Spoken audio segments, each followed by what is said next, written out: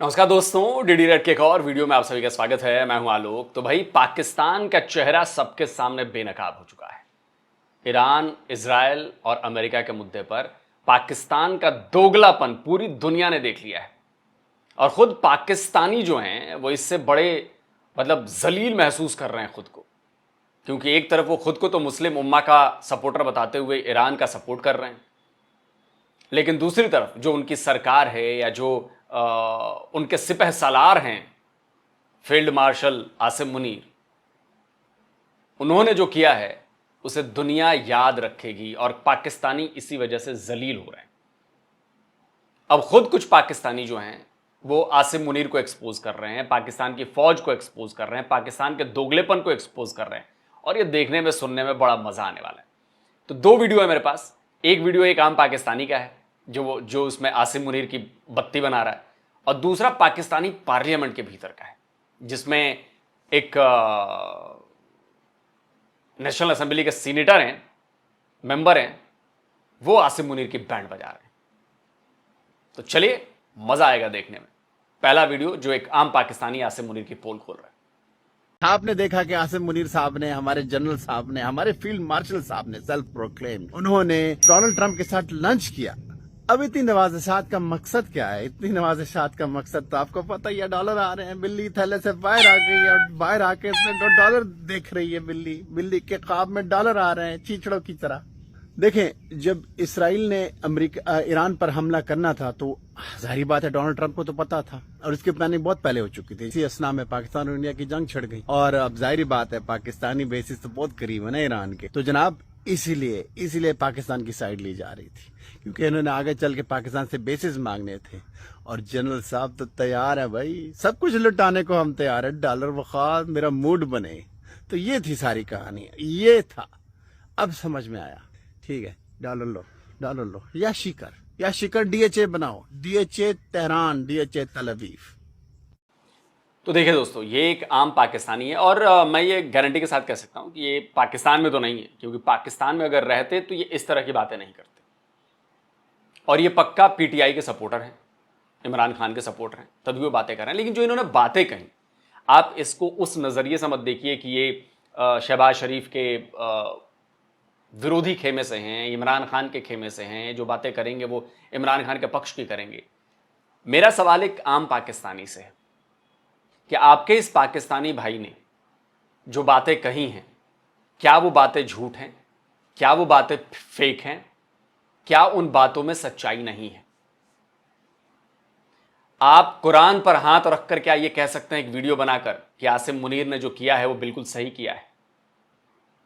क्या आप कुरान पर हाथ रखकर ये बात कर सकते हैं कि आसिम मुनीर जाकर ट्रंप के साथ लंच करता है और उसके बाद अमेरिका जो है वो अपने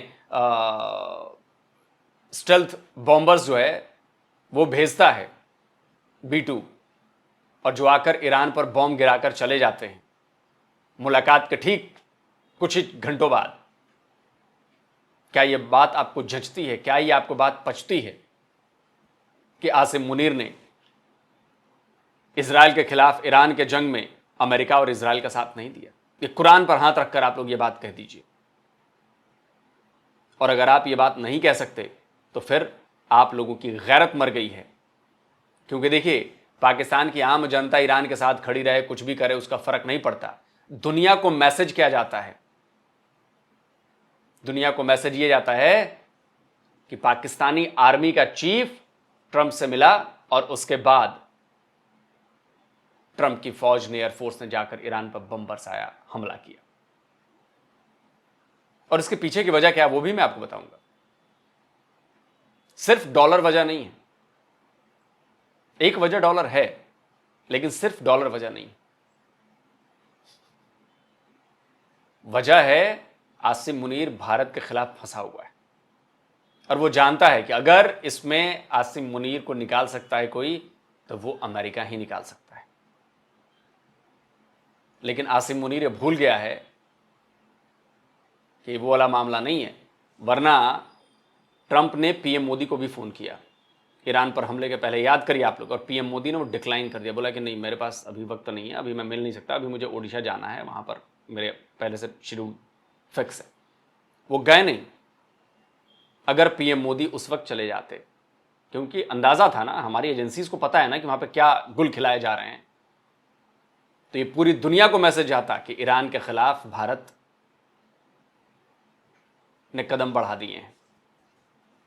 हमले से पहले मोदी ट्रंप से मिले थे, इसलिए उन्होंने बायलैटरल टॉक के लिए जो बुलाया गया था मना कर दिया कि नहीं। लेकिन आसिम मुनीर गया, तो आसिम मुनीर को लगता है कि जिस पंगे में वो फंसा है भारत के साथ, जिस पंगे में फंसा है वो भारत के साथ, उससे ट्रंप निकाल सकते हैं। लेकिन आसिम मुनीर को ये आइडिया नहीं है कि वो नदी के उस भंवर में फंसा है जिससे बाहर निकलना मुश्किल है। भंवर निगल जाएगा और इंडिया वही भंवर है। अभी पाकिस्तान और पाकिस्तानियों को लग रहा है कि चलो अब तो हो गया, जो होना था हो गया। नहीं हुआ है, अभी बहुत कुछ होना भी बाकी है, अभी देखते रहिए। एफएटीएफ के लिए तैयार रहिएगा, मैं साल भर से कह रहा हूं आप लोगों को, एफएटीएफ के लिए तैयार रहिए, बहुत जल्द आपको खबर मिल जाएगी। धीरे धीरे माहौल बनना शुरू हो गया है। एफएटीएफ ने, स्क्रीनशॉट लगा रहा हूं, पॉइंट आउट किया है कि भारत ने जो कार्गो पकड़ा था चीन से, जो पाकिस्तान जा रहा था, उसमें डुअल मिसाइल टेक्नोलॉजी के इक्विपमेंट्स थे। और एफएटीएफ ने इस बात पर चर्चा की, एफएटीएफ ने इस बात पर इसको नोट किया है और इसको सामने लेकर आए हैं। ये ऐसा ही नहीं हुआ है, ये अभी इसका असर दिखेगा। ठीक है, चलिए अगला वीडियो दिखाते हैं पाकिस्तान के उस मेंबर ऑफ पार्लियामेंट का जो नेशनल असेंबली में बोल रहा है। तो इन साहब का नाम है साहिबजादा हामिद रजा। फोटो लगा देता हूं। इनका नाम है साहिबजादा हामिद रजा। ये मेंबर हैं नेशनल असेंबली के। पाकिस्तानियों को तो पता होगा, नहीं पता होगा तो भाई नाम पता दे दिया है, जाकर पता कर लेना। इन्होंने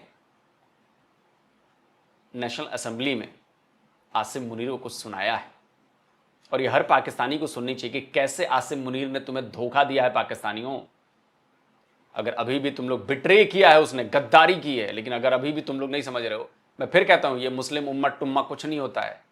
उम्मत टुम्मा का पुम्मा बच गया है। आसिम मुनीर इसका जीता जागता एग्जाम्पल है। पाकिस्तानियों, तुम लोग को शर्म नहीं आ रही? देखो मैं क्यों कहता हूं तुम लोगों को कि तुम्हारे कहने से, तुम्हारे करने से कुछ नहीं होगा। इसलिए नहीं होगा क्योंकि उसमें वेटेज नहीं है। तुम कोई बात कहोगे, उसका वेटेज ज्यादा होगा, या आसिम मुनीर जाकर इंटरनेशनल फोरम पर कुछ कहेगा, उसका वेटेज ज्यादा होगा। तुम कुछ कहोगे, उसका वेटेज ज्यादा होगा, या पीएम तुम्हारा शहबाज शरीफ जाके कहेगा, उसका वेटेज ज्यादा होगा।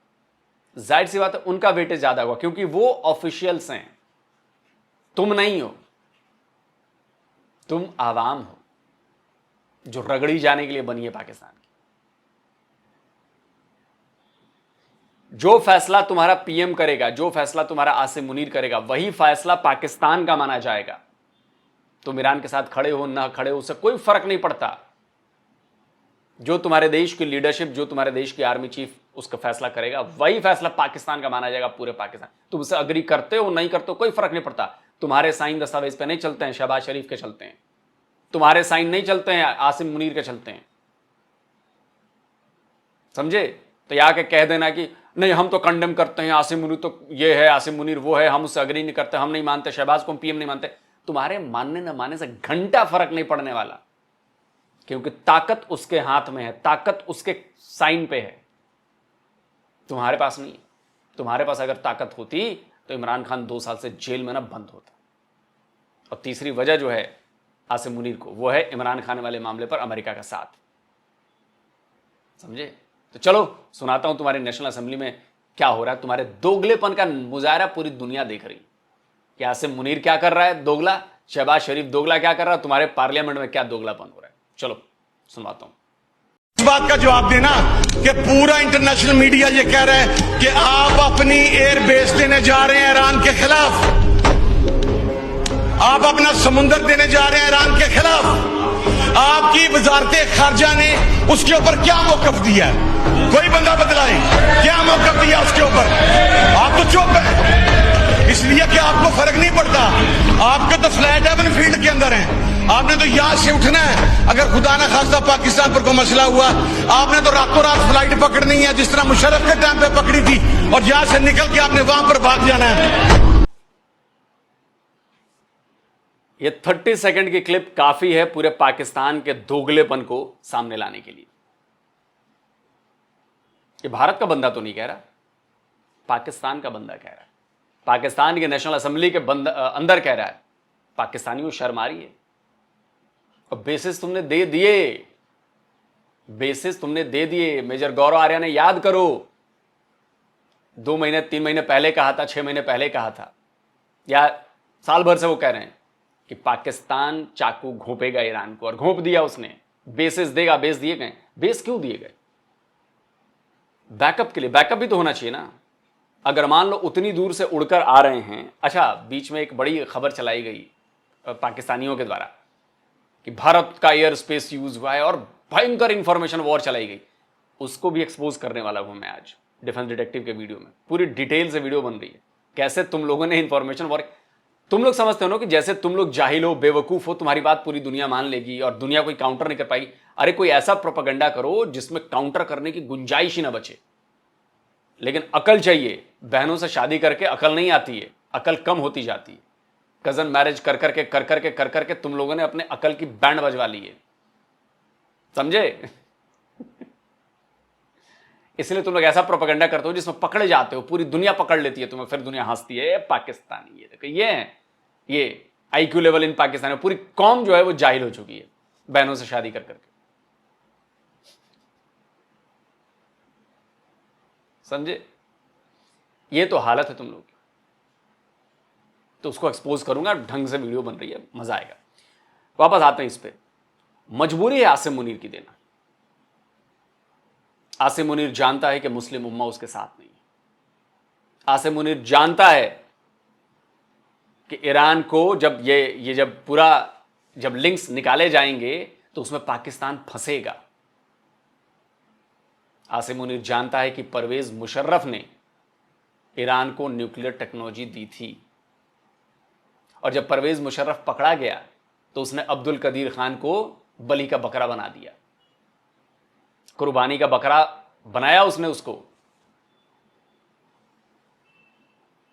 अब्दुल कदीर खान को परवेज मुशर्रफ ने कुर्बानी का बकरा बना दिया, और सारा मलबा उसके ऊपर डाल दिया कि इसने लीक किया, इसने किया। लेकिन असल प्लान परवेज मुशर्रफ का था। तो जब ये जांच होगी, वैसे तो पता है सबको, जब धीरे धीरे बात फैलेगी तो निकलेगी। और ट्रंप ने इसका फायदा उठाया। ट्रंप ने कहा कि देखो आसिम मुनीर, अगर पंगे लोगे तो फिर मैं पुरानी फाइलें निकालूंगा, और उसमें पता चलेगा कि पाकिस्तान ने न्यूक्लियर टेक्नोलॉजी ईरान को दी है, ट्रांसफर की है चोरी छुपे, और तुमने सारा मलबा अब्दुल कदीर खान पर डाल दिया, जबकि कराया पाकिस्तानी आर्मी का था। तो सोचो कि जब यह बात सामने आएगी तब तुम्हारा क्या होगा। आसिम मुनीर फंस गया, बोला कि जी जनाब, अब आप जो कहेंगे वही होगा। तो ट्रंप ने कहा होगा कि भाई तो डॉलर भी तो दे रहे हैं तुझे, 40 बिलियन दे, वर्ल्ड बैंक से दिलवा रहे हैं तुझे, IMF से दिलवा देंगे, ऐश करो। तो आसिम मुनीर ने कहा कि ये तो बढ़िया सौदा है भाई। क्यों? इमरान खान की बात याद है ना कि पाकिस्तानी डॉलर्स के लिए अपनी मां को भी भेज देते हैं। तो आसिम मुनीर भी तो पाकिस्तानी है, डॉलर के लिए वो भी कुछ कर सकता है, कुछ भी कर सकता है। यही हुआ है। और कल को देखिए, इजराइल की तरफ से बयान आ रहा है ना कि ईरान ने जो अपना इनरिच न्यूक्लियर क्या कहें यूरेनियम जो है वो कहां छुपाया है, पाकिस्तान में है। ये भी बात निकलेगी। तो जो पाकिस्तानियों को लग रहा है, पाकिस्तानियों तुम लोग बख्शे नहीं जाओगे, इजराइल तुम्हें भी ठोकेगा। आज नहीं तो 5 साल बाद सही, ठोकेगा जरूर। देखते चलो। अभी संदेश अभी से आने इजराइल की तरफ से शुरू हो गए। इजराइल के किसी ऑफिशियल ने भी बात कही कि अगला टारगेट पाकिस्तान है। नेतन्याहू बहुत पहले कह चुका है। तो भी ईरान निपटा है कुछ दिनों में आज। और जो पाकिस्तानी कह रहे हैं कि ईरान सरेंडर नहीं कर रहा, वो नहीं कर रहा, सब करेगा, सब सरेंडर होगा, एवरीथिंग, सब कुछ होगा। देखना, जो ऑब्जेक्टिव्स, जो चीज हासिल करनी है इजराइल ने, अमेरिका ने वो कर लिया उन्होंने, अभी और करने वाले जो बाकी बचा वो भी कर देंगे। ऑब्जेक्टिव है, 2 ऑब्जेक्टिव है, ईरान के पास न्यूक्लियर पावर नहीं लाने का, और दूसरा ईरान को इस मुल्ला रेजीम से बाहर निकालने का। ट्रंप का ट्वीट आया था ना, make Iran great again. Great again का मतलब क्या होता है? पर्शिया वो है ग्रेट। देखते चलिए, पाकिस्तानियों को आदत है बहुत जल्दी सेलिब्रेट करने लगते हैं, बहुत चीजों पर बिलीव करने लगते हैं। हर बार तुम्हारा दिल टूटता है, इस बार भी तुम्हारा दिल टूटेगा, देखना। झुक नहीं रहा है ईरान, ये कर रहा है, वो कर रहा है, लड़ाई है यार, होता है ये। रिजल्ट मैटर रखता है कि क्या हुआ, और एक तरफा नुकसान से लड़ाई नहीं होती है, लड़ाई में नुकसान दोनों तरफ का होता है। बट रिजल्ट देखा जाता है कि जो रिजल्ट था वो रिजल्ट क्या था। दोस्तों आप क्या कहते हैं? कमेंट करके अपनी राय जरूर दीजिए। जल्दी मिलता हूं एक और नए वीडियो के साथ। नमस्कार, जय हिंद। तो अगर आप चाहते हैं मुझसे बात करना, मुझसे कोई सवाल पूछना, तो फैन कॉल पर आप मुझसे कनेक्ट हो सकते हैं। फैन कॉल में ये सुविधा है कि आप अपने हिसाब से वहां पर जाकर टाइम स्लॉट बुक कर सकते हैं कि आपको फलाने दिन मुझसे बात करनी है, फलाने टाइम पे मुझसे बात करनी है। लेकिन ये भी बता दूं कि ये पेड सर्विस है,